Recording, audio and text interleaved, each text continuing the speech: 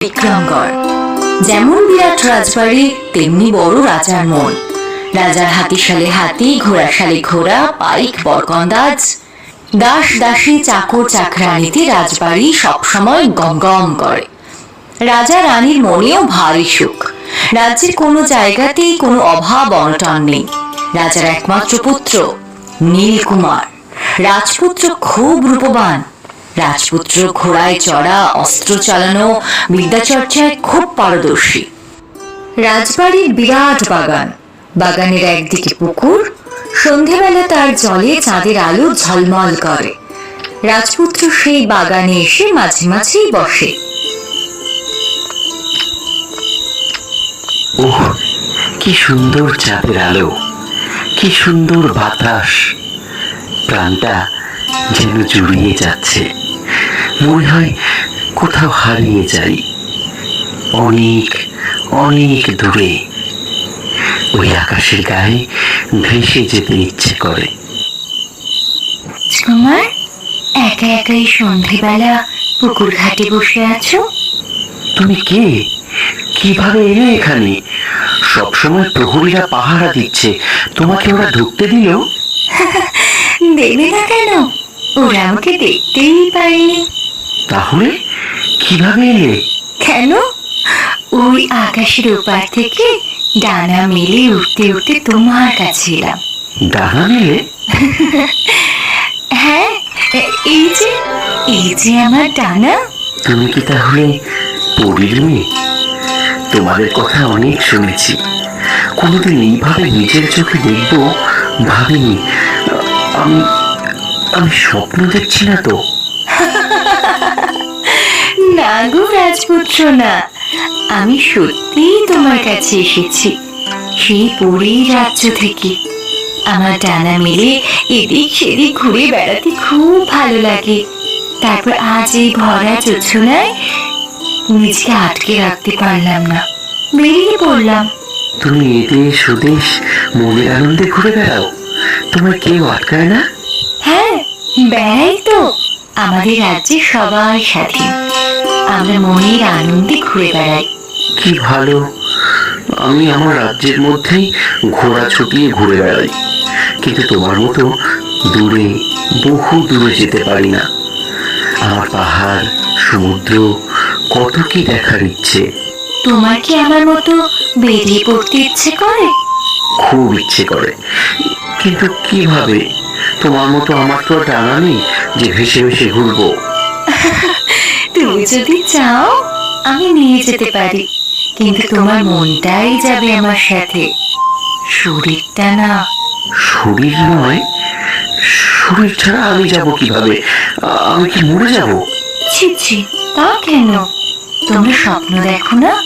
হ্যাঁ, তা তো দেখি, কিন্তু সে তো স্বপ্ন, সত্যি তো নয়। এইটা তুমি সত্যি আমার সাথে যাবে? তুমি যখন ঘুমিয়ে থাকবে রাতে, সেই সময় তোমার মনটা আমি তোমার শরীর থেকে বের করে নেব। তারপর তোমার মন যেখানে চাইবে সেখানে আমি নিয়ে যাব তোমায়। সত্যি নিয়ে যাবে আমায়? তাহলে এক্ষুনি নিয়ে চলো আমায়, আমার তর্স হয়েছে না। না, আজ না, আমি তোমায় কাল নিয়ে যাব। আমার আবার ফিরে যাওয়ার সময় হয়েছে। আর একটা কথা মনে রেখো, এই কথা যেন কেউ জানতে না পারে।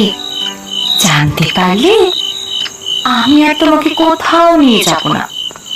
না না না, আমি এ কথা কাউকে বলবো না, কেউ জানতে পারবে না। তুমি আমাকে বিশ্বাস করো। তুমি আবার কবে আসবে? আমি আসবো, তুমি চিন্তা করো না।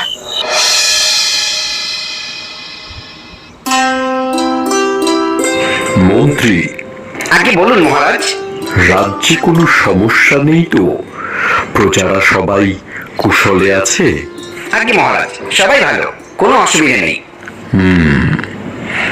ভাবছি রাজপুত্র নীল এখন বড় হয়েছে, সে অস্ত্রবিদ্যায় পারদর্শী, আইন কানুন সম্বন্ধেও তার যথেষ্ট জ্ঞান। এইবার রাজ্যের ভার আমি তার হাতে তুলে দিতে চাই। আমার বয়স হয়েছে, এখন আর এই ভার আমি নিতে পারছি না। রানীর সাথে তীর্থে যাওয়ার একটা পরিকল্পনা করেছি। তুমি এক কাজ করো, ওই রাজ জ্যোতিষীকে বলে ভালো একটা দিন ঠিক করো। ওই দিনই ধুমধাম করে নীলকুমারের রাজ্যাভিষেক হবে। গোটা রাজ্যবাসীর আমন্ত্রণ থাকবে। ঠিক আছে মহারাজ, আপনি কিচ্ছু ভাববেন না, আমি সব ব্যবস্থা করে দিচ্ছি। আমি আজই যাচ্ছি রাজ জ্যোতিষীর কাছে। হ্যাঁ যান, আমি রানীর কাছে খবর পাঠাই। সভা আজ এ পর্যন্তই থাক তাহলে।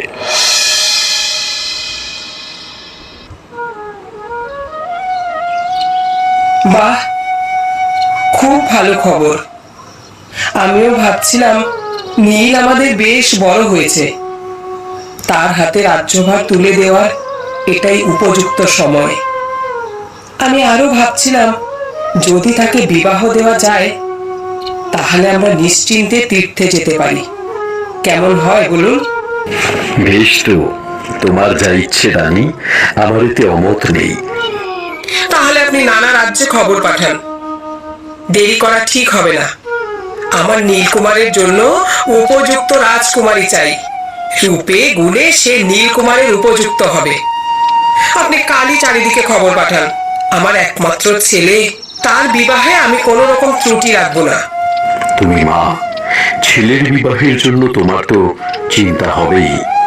ঠিক আছে, আমি কালই সব জায়গায় খবর পাঠাচ্ছি।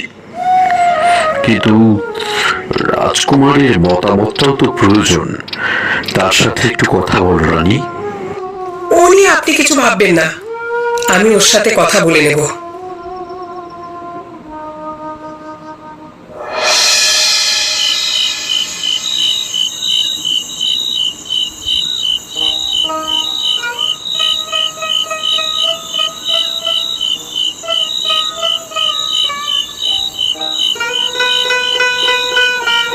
রাজকুমার, এবার সময় হয়েছে, যাবে না আমার সাথে? তোমাকে নিয়ে যেতে এসেছি।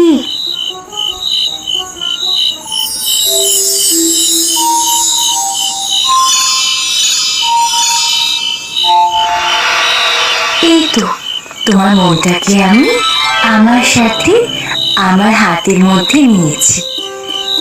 এবার তোমার মন যেখানে চাইবে সেখানে তোমাকে নিয়ে যাব।